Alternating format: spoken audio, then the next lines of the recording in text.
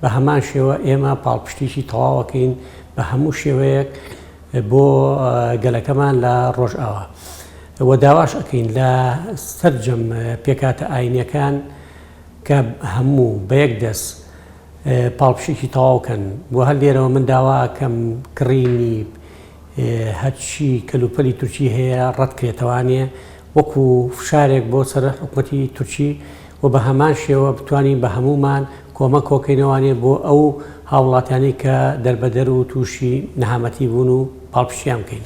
بەڵام ئەوەی جێگەی داخە ئێمە گەلەکەمان هەموو کەس ئەزانێت کە گەلێکی ئازادی خوازە لە ڕۆژئاوا ناوچەیەکی ئامنی دروست کردووە، بەڵام ئەوەی کە جێگەی ڕەغنەیە لەبەر چاوی هەموو گەلانەوانێ، لەبەر چاوی یوئێنەوانێ، لەبەر چاوی هەموو دەوڵەتانی کە خۆیان بە پێشکەوت و خواز و دیموکراتی خواز ئەزانن هێرش ئەکرێتە سەری و هەمووشیان زۆر شەرمنانە و بێدەنگن لە قەزیەکەدا. جێگەی داخە کە مەلاکانی تورکیا کە خۆیان بە ئاینی دانێن، خۆیان بە موسڵمان دانێن، لەوێوانێ بانگەشەی کوشتنی مرۆڤەکەن.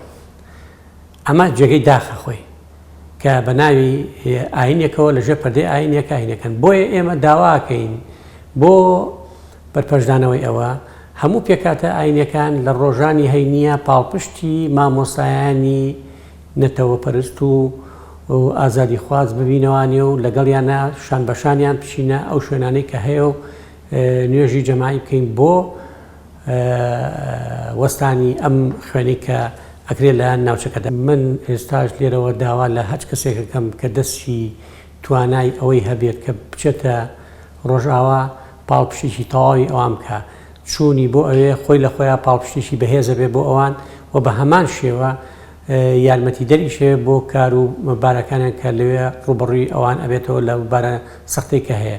حتمەن وە خەڵکێکی زۆریش هەیە کە ئامادەی خۆی دەربڕیوە کۆ بچێت پاڵپشتیان کە بۆ ڕۆژئاوا. ئەو لەشکرکێشەی کردووە بۆ ڕۆژئاوای کوردستان بەڕاستی ئێمە بە هەموو شێوەیەک ئەو لەشکرکێشیە ڕەتەکەینەوە زۆر ئازارێکە بۆ ناو جەرگ و دڵی کوردستانەکان.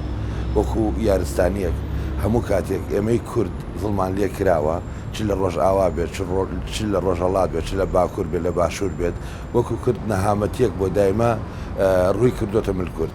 ئەمڕۆ ئەو لەشکرکێشیە تەنها بۆ ڕۆژئاوا نییە، بەڕاستی ئەمڕۆ ئەو شتانە کە دەستکەوتی کورد بووە کوێرایی چاویان هێنێ، ئەنە چاویان پێ هەڵ نایە. بەڕاستی ئێمەش نابێ بێدەنگ بین، هەموو کاتێک ئەبێ مووقفمان هەبێت لەو هەنگاوانەی ئەوانیان ڕوبەڕوویان بۆستینەوە بە هەموو شێوەیەک هەر کەسێک و لای خۆیەوە بە هەموو شێوەیەکەوە بە هەر شتێکە توانێت ڕوبەڕوویان بۆستێتەوە بە هەموو شێوەیەک ڕقیان لە نەتەوەی کووردە. کێشەی ئاینیان نیە، ئەوان شەڕی نەتەوەی یەکەن، نەشەڕی ئاینی لەگەڵ ئێمە. ئەمە پێویستە هەموو ئاینەکان کۆبینەوە بە یەک دەنگ بە یەک ڕنگ بە هەموو هەڵوێستێک ڕوبەڕوویان بۆستینەوە، چونکە ئەم نەهامەتیە ئەمڕۆ و دوێنێ نەبووە. سەردەمانێک زۆر لە مێژووە کە هاتووە کە زۆر بە هەموو شێوەیەک کە ڕۆژانێک وە چۆن غەدریان کردو لە دەرسیمی باکوور، چۆن غەدریان کردو لە باشووری کوردستان، هەمووش بە هەموو شێوەیەک غەدریان لێ کردوین. ئەمە وەکو پێکەوە ژیان وەکو ئاینەکان ئەبێ هەڵوێستمان هەبێت، هەمومان یەک بگرینەوە، نەتەوەکەمان پێش ئاینمانە. چونکە من ئەمڕۆ خەتەریات لەسەر نەتەوەکەمە، چونکە کوردم بەو زمانەی کە قساکەم کە ئەزانن ئێمە ئاو خاکێکی پیرۆزمانەیە ئەیانەوێ لە یەمان وەرگرن نابوتمانکەن. کەس دۆستمان نییە، هەمویان دوژمنمانن. ئەو دوژمنایەتی خۆمانش دوورخین، هەمومان دەستخینە ناو دەستێکە ئیشێک بکەین کە بڵین ئێمە هەین.